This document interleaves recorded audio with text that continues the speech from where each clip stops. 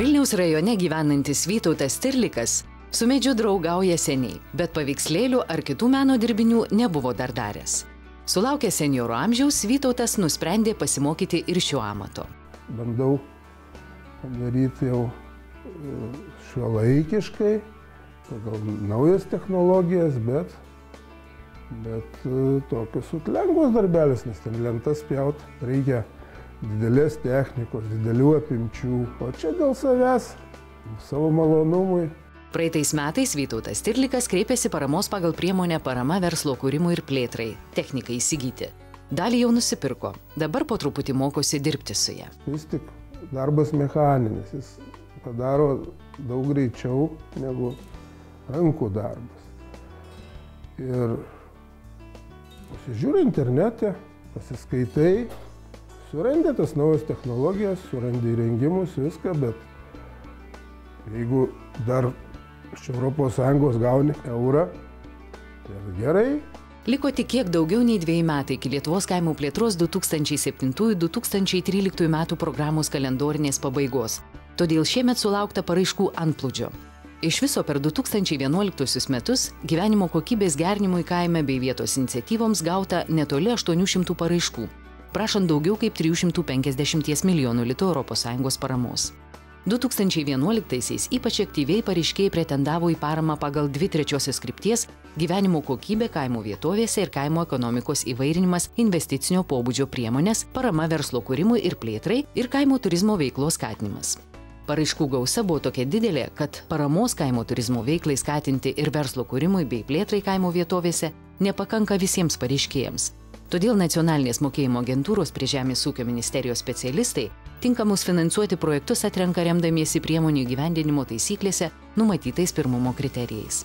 Paklausus Vytauto, kodėl tiek daug kreiptasi dėl paramos, sulaukėme atsakymų, kad norisi pasinaudoti tokią galimybę, tuo labiau, kad nesudėtinga prašymą parašyti. Kad labai paprasta parašyti, faktiškai nereikia nieko samdyti.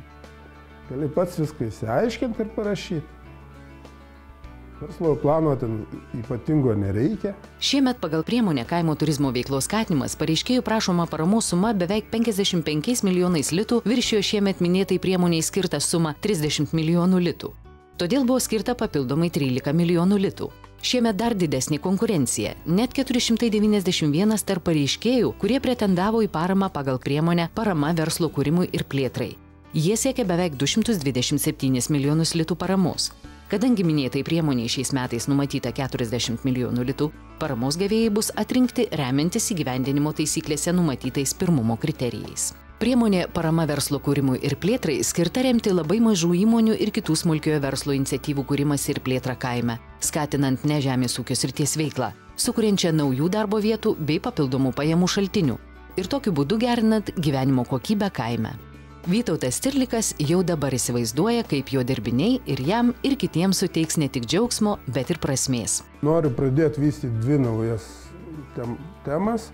Medžioklės tema, medžioklės trofėjų lentos. Ir antra tema bus dirbiniai, tokie kaip židinio lentynos, šeimos relikvijų skrynios, apdovanojimų tokios vitrinos su šeimos herbo išraižyto ąžuole. Nuo Lietuvos kaimo plėtros 2007–2013 metų programos pradžios iki dabar verslo kūrimo ir plėtros projektams kaimo vietovėse jau patvirtinta išmokėti 229 milijonus litų. Užsiimti alternatyvę žemės ūkio veiklą šiemet užsimojo 2 daugiau pareiškėjų nei per visus paraiškų rinkimo etapus nuo 2007 metų kartu sudėjus. Pasiekus maksimalę 50 milijonų litų paramos sumą užsiimti ne žemės ūkio veikla, gruodžio 21 dieną stabdomas paraiškų rinkimas pagal priemonę Perėjimas prie nežemės ūkio veiklos. Kaimo vietovėms atnaujinti ir jų plėtrai pagal kaimo plėtros programos priemonę Kaimo atnaujinimas ir plėtra planavimo būdu beveik 49 milijonus litų, o prašoma paramos suma per 25 milijonus litų. Pagal 4 krypties lyder metodu įgyvendinamas priemonės vietos plėtros strategijoms įgyvendinti yra prašoma 433,5 milijonų litų. Visai yra patvirtinta. Kol kas vietos veiklos grupėms išmokėta 24 milijonai litų paramos.